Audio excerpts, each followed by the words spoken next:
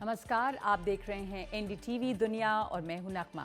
और आज हमारी लीड स्टोरी है चीन और अमेरिका दोनों के साथ मिलकर चलने की भारत की कूटनीति। क्या खास है भारत में कि सभी बन रहे हैं भारत के दोस्त। और इसके साथ साथ देखेंगे गाजा में हो रही है लोगों की वापसी, टूटी फूटी सड़कों पर जा रहे हैं हजारों लोग। और इसके अलावा तस्वीर सर्बिया की, जहां प्रधानमंत्री का इस्तीफा हो गया है, छात्र आंदोलन से बढ़ रहा था दबाव। और साथ ही जानेंगे कि आखिर क्या वजह रही कि अमेरिका में अंडों की कमी हो गई है, कि 30 रुपए में मिल रहा है एक अंडा। और आखिर में चीन में क्यों सजे हुए हैं हर तरफ बाजार। शुरुआत आज की लीड स्टोरी से, यानी कि बात अमेरिका, चीन और भारत की। अमेरिका और चीन दुनिया के दो बड़े देश हैं, दोनों के हित अलग अलग हैं और प्राथमिकताएं भी, यानी दोनों अलग अलग धुरियों पर चलते हैं। ऐसे में दोनों के साथ बनाकर चलना, दोनों से रिश्ते अच्छे रखना भारत जैसा देश ही कर सकता है। देखिए ये रिपोर्ट।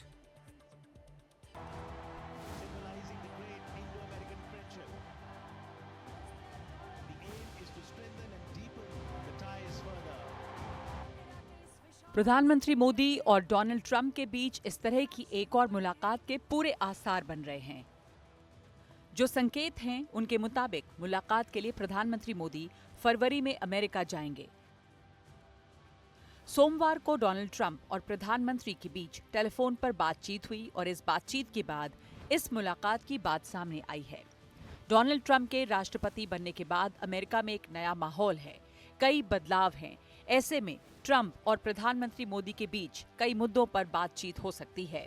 मसलन गैर कानूनी तरीके से अमेरिका में रह रहे भारतीयों की वापसी, भारत के लोगों को वीजा का मामला, टैरिफ की नई दरें और सहयोग के नए क्षेत्रों की पहचान।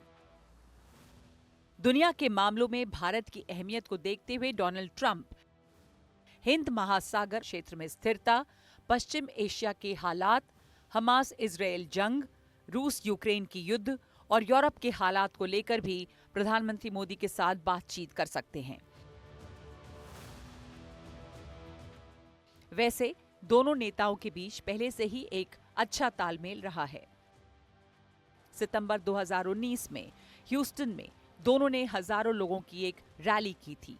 फिर फरवरी 2020 में अहमदाबाद में भी इसी तरह का आयोजन हुआ।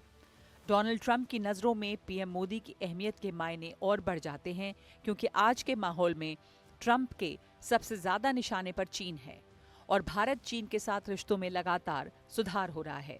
विदेश सचिव विक्रम मिस्री हाल ही में चीन के दौरे पर थे। उसके बाद इसी साल गर्मियों से कैलाश मानसरोवर की यात्रा फिर शुरू होने की बात है। दोनों देशों के बीच बंद पड़ी सीधी फ्लाइट्स भी शुरू होंगी। चीन के साथ लगती सरहद पर हालात में सुधार हुए हैं, कई जगहों से सैनिकों की वापसी भी हुई है। चीन के साथ रिश्तों में लगातार बेहतरी को भी भारत की कूटनीति का शानदार नमूना बताया गया है। वैश्विक स्तर पर भारत इस समय एक अनोखी स्थिति में है। बढ़ती नौजवान आबादी, घरेलू मांग पर आधारित आर्थिक तरक्की के साथ ही G7 और ब्रिक्स देशों के साथ मजबूत रिश्ते भारत की ताकत हैं। ऐसे में गोल्डमैन सैक्स के पूर्व मुख्य अर्थशास्त्री जिम ओ'नील का आकलन एकदम सही लगता है कि G7 और ब्रिक्स के सभी देश भारत से दोस्ती चाहते हैं, तो इसका ज्यादातर श्रेय प्रधानमंत्री मोदी को जाता है। और हमारे साथ मौजूद हैं कूटनीतिक मामलों के जानकार ब्रह्मचलानी। ब्रह्मचलानी जी, ये भारत के रिश्ते चीन से भी कुछ बेहतर हो रहे हैं, एक रिश्ता वहाँ पे भी, हालांकि डोनाल्ड ट्रंप काफ़ी सख्त हैं चीन को टैरिफ्स को लेकर, और इधर अमेरिका के साथ भी भारत के रिश्ते पहले भी अच्छे रहे, बेहतर हो रहे हैं। अब ट्रंप एडमिनिस्ट्रेशन में भी प्रधानमंत्री मोदी का दौरा होने वाला है, ऐसी खबरें आई हैं। भारत की जो ये यूनिक पोजीशन है इस समय, चाहे वो G7 देश हों या ब्रिक्स हों, उसके बारे में बताएं कि किस तरह से यूनिक स्थिति में भारत है जहां सभी देश उसके साथ अच्छे रिश्ते रखना चाहते हैं। भारत का जो नेबरहुड है, वो जो पड़ोसी देश हैं, वो काफ़ी डिफ़िकल्ट नेबरहुड है। तो उस वजह भारत के जो रिश्ते हैं मेजर पास के साथ, वो अच्छे होने चाहिए। चीन के साथ जो रिश्ते काफ़ी समय से ख़राब हैं, उनको सुधारा जा रहा है। मगर जो टेंशन्स हैं बॉर्डर पर वो अभी तक ख़त्म नहीं हुए हैं। अमेरिका के साथ तो दोस्ती काफ़ी गहरी है, मगर बाइडेन के जो पिछले 2 साल थे, लास्ट 2 इयर्स थे प्रेसिडेंसी के, उस समय यूएस इंडिया रिश्तों में नए स्ट्रेन्स आए। व्हाइट हाउस ने खालिस्तान का कार्ड खेला भारत के खिलाफ, ह्यूमन राइट्स का कार्ड खेला भारत के खिलाफ, और बांग्लादेश में जो रेजीम चेंज हुआ उसमें अमेरिका का हाथ था। तो कई सारे मुद्दे आ गए पिछले 2 सालों में, जिससे भारत और अमेरिका के रिश्तों में नया प्रेशर आया। तो इन रिश्तों को सुधारा जाए और मजबूत बनाया जाए, ये मोदी का ऑब्जेक्टिव है। जी। इस वजह वो अगले महीने वॉशिंगटन जाएंगे। तो इसमें आप भारत की कूटनीति को कितना क्रेडिट देते हैं, जिस तरह से अभी डिप्लोमेसी चल रही है कि तमाम देशों के साथ, इसमें पर्सनल इक्वेशंस कितना काम करते हैं? भारत की विदेश नीति में बैलेंस और फ्लेक्सिबिलिटी होना बहुत ही ज़रूरी है। हमेशा ये दो चीज़ें भारत के विदेश नीति के लिए हमेशा बहुत ही इम्पोर्टेंट रही हैं। हमेशा भारत एक इंडिपेंडेंट अप्रोच फॉलो करता है इंटरनेशनल अफेयर्स में जी। और इस वजह एक बैलेंस्ड फॉरेन पॉलिसी परस्यू करना भारत के लिए ज़रूरी है। और इसी वजह भारत ने अक्टूबर में चीन के साथ अपने रिश्ते सुधारने का प्रोसेस शुरू किया। जी जी, वो दिख रहा है कि रिश्ते कुछ बेहतर भी हुए हैं। शुक्रिया आपका ब्रह्मा चलानी। भारत की विदेश नीति और कूटनीति में एक बैलेंस जो है वो नज़र आता है और एक इंडिपेंडेंट फॉरेन पॉलिसी भारत की बनी हुई है। इधर डोनाल्ड ट्रंप जब राष्ट्रपति बने हैं तो नए नए आदेश जारी कर रहे हैं, एग्जीक्यूटिव ऑर्डर्स पे उन्होंने साइन किया है। ये आदेश उनके चुनावी वादों से जुड़े हुए हैं। गैरकानूनी अप्रवासी को लेकर जहाज़ उनके देश जाने लगे हैं और टैरिफ को लेकर ज़्यादातर देश डरे हुए हैं।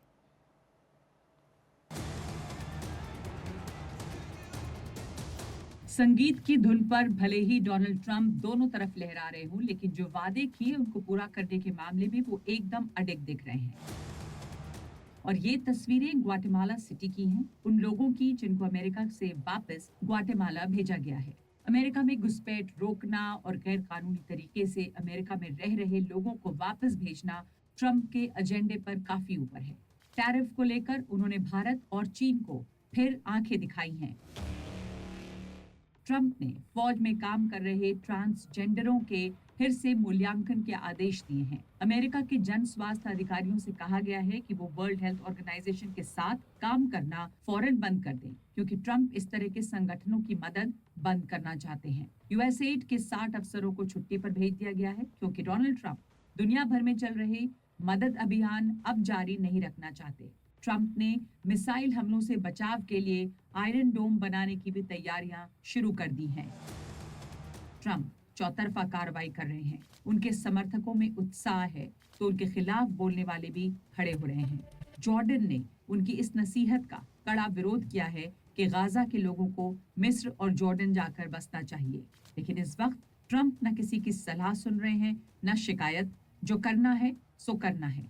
अमेरिका फर्स्ट के नाम पर ये सब कब तक और कितना चलेगा, सबकी नजर इस बात पर है।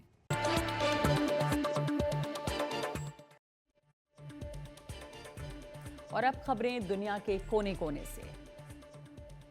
सर्बिया के प्रधानमंत्री मिलोस वुचेविक ने इस्तीफा दे दिया है। करप्शन के खिलाफ देश भर में छात्रों की अगुवाई में चल रहे प्रदर्शन के दबाव में उनको इस्तीफा देना पड़ा है। नोवी साद के मेयर ने भी इस्तीफा दे दिया है, जहां पर नवंबर में एक स्टेशन की छत गिरने से 15 लोगों की मौत के बाद से देश में आंदोलन चल रहा था।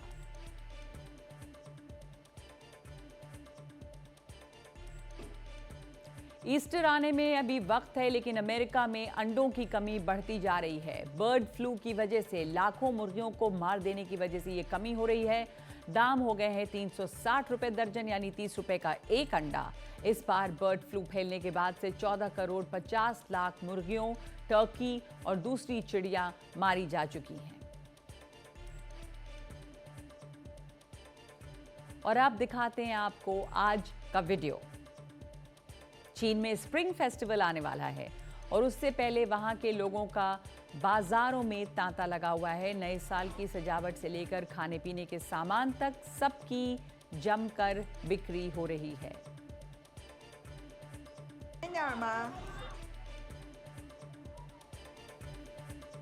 तो आज एनडीटीवी दुनिया में इतना ही वक्त है। नमस्कार।